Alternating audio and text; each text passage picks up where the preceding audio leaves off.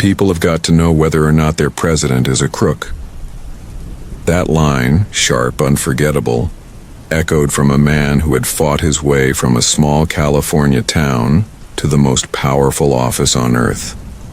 It captured everything contradictory about Richard Nixon: the steely ambition, the paranoid suspicion, the deep hunger for recognition, and the moral collapse that turned brilliance into disgrace.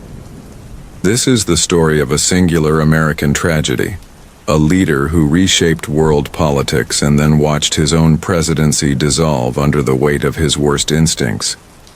It is a story of triumph and self-sabotage, of foreign policy daring and domestic duplicity. It is the rise and fall of Richard Nixon. Richard Nixon came from modest roots. His father, Frank, ran a small grocery in Whittier, and his mother, Hannah, a devoted Quaker, poured care into the household. But Nixon's childhood lacked warmth. He grew up tense, withdrawn, and emotionally reserved. Sickness struck early in his family. 2 brothers died young, and young Dick learned to bury feeling beneath a fierce drive to succeed. That drive pushed him through school, into the Duke Law Library, and on to Washington. He earned the nickname Gloomy Gus for his grave diligence, always hunched over books, rarely smiling. But beneath the seriousness was a yearning to leave a mark on history. Nixon devoured biographies of Lincoln, Wilson, Churchill. He wanted footprints on the sands of time. Politically, he was forged in the fires of mid-century anti-communism. He rose by attacking perceived enemies, famously branding opponents as soft on communism, mastering the ugly arts of smear and ruthless campaigning. That combative style made him a national figure, then vice president, then, after defeats and a bitter public retreat, president. What would define Nixon as much as his fights was his relationship with power. He preferred the quiet sanctum over the public stage. Unlike predecessors who basked in the Oval Office's grandeur, Nixon took refuge in a modest den in the Executive Office building. There he reviewed memos alone, avoided broad debate, and trusted a small inner circle to translate his will into action. Isolation, he believed, was strategy. It was also the beginning of his undoing. On foreign policy, Nixon was unexpectedly visionary. He grasped what others did not: that the Cold War's rigid binaries could be exploited to America's advantage. He bet that opening relations with China, then a pariah state, could unsettle Moscow and tilt the global balance. The gesture was audacious. To approach Mao's China, orchestrate secret diplomacy through intermediaries, then send his own emissary deep into the Himalayas, was the kind of bold gamble few leaders would risk. The China Initiative, and the summit with the Soviet Union that followed, were monumental achievements. In a matter of months, Nixon had helped reshape a quarter-century of international hostility. He walked into Beijing and into the history books. A president who had once been distrusted as Tricky Dicky now stood at the center of a new world order. The world saw a statesman who had thawed frozen relations and opened doors to peace. But alongside those public triumphs ran a darker current. Nixon's paranoia, his conviction that enemies lurked behind every headline, lit the fuse for a style of politics that tolerated, even encouraged, dirty tricks. He leaned on loyalists who believed the ends justified the means. The plumbers, a covert squad tasked to plug leaks, were one manifestation. So too were the secret operations, the backstage deals, the habit of treating politics as war. Inside the Oval Office, an uneasy duet formed between Nixon and Henry Kissinger, his national security advisor. Kissinger was brilliant, discreet, and hungry for influence. Where Nixon craved the role of architect, Kissinger quietly seized credit as the masterminding force. Their partnership produced extraordinary diplomacy, back-channel talks, shuttle diplomacy, clever triangulation. But it was also a relationship of rivalry. Nixon, who loved to be seen as the lone strategist, grew resentful of Kissinger's emerging star.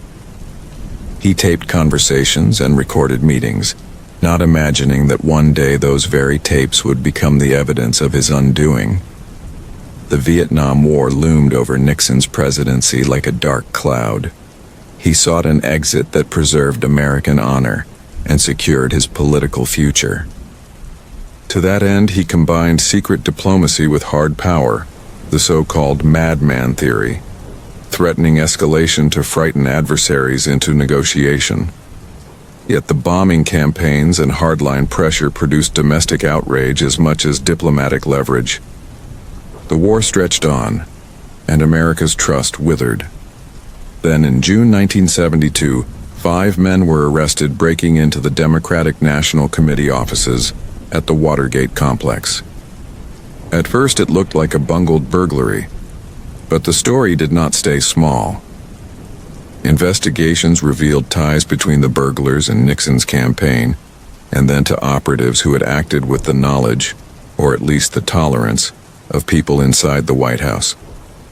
The nation braced as the press dug, Congress probed, and revelations mounted. Watergate was less a single moment than a symptom, the logical end of a presidency structured around secrecy, suspicion, and an obsession with enemies. Nixon's language had always been of war. Beat them, crush them, show no mercy. Those words, once rhetorical, became instructions. The cover-up that followed the break-in was not the work of a lone madman. It was the outgrowth of a political culture that prized victory above legality. As the hearings progressed, the pressure on Nixon grew relentless. He drank more, slept less, and withdrew further into the den that increasingly felt like a bunker. He wrote notes in the middle of the night, cataloging reasons he might resign for the good of the party and country, yet unable to accept that resignation could look like confession. His hand wrote at one point, "End career as fighter." The phrase shows the internal tug of war, a man who had defined himself by struggle, considering the final surrender. More damning than testimony, more indelible than conviction, were the tapes. Nixon's habit of recording conversations provided a detailed record of White House discussions and decisions, some of which spoke directly to the cover-up. When Congress demanded the tapes, the president fought to withhold them, invoking executive privilege and national security. The fight escalated, and the public watched as a chief executive resisted accountability. The legal battles ended in a stark rebuke. The Supreme Court ordered Nixon to release the tapes. The recordings contained moments that contradicted the denials issued from the White House. The evidence was plain, procedural, and devastating. The same meticulous documentation that once bolstered Nixon's command now exposed his culpability. Facing near-certain impeachment and conviction, the president who had once plotted superpower summits and engineered complex diplomatic breakthroughs made a final, wrenching choice. In August 1974, Nixon resigned. He left the White House not with the triumphant footprints he had envisioned, but shrouded in shame and a nation's disillusionment. The resignation did not erase his achievements. His opening to China and arms control treaties with the Soviet Union reshaped geopolitics in ways that outlived him. But his legacy is orphaned between two truths. Nixon was both a far-sighted statesman and a man consumed by paranoia and vindictiveness. His ambition spurred historic change. His fears spawned illegal tactics. His greatness and his flaw were not opposites, but partners in the same tragic dance. Perhaps the most painful lesson of Nixon's career is this: power magnifies character. The office of the president strips away illusions and reveals the human faults beneath. For Nixon, isolation hardened into paranoia.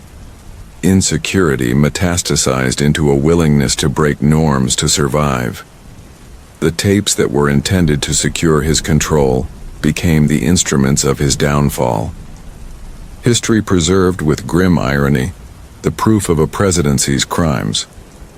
When Nixon finally spoke his farewell, rambling, tearful, and oddly human, he did not offer a tidy moral. He warned against pettiness and urged resilience. He confessed neither pure guilt nor total innocence. What remained was a portrait of a man who never truly reconciled the two halves of his nature: the strategist who could change the world, and the insecure outsider who distrusted it. Nixon's story matters because it is not merely about one man. It is about the fragile balance between statesmanship and character.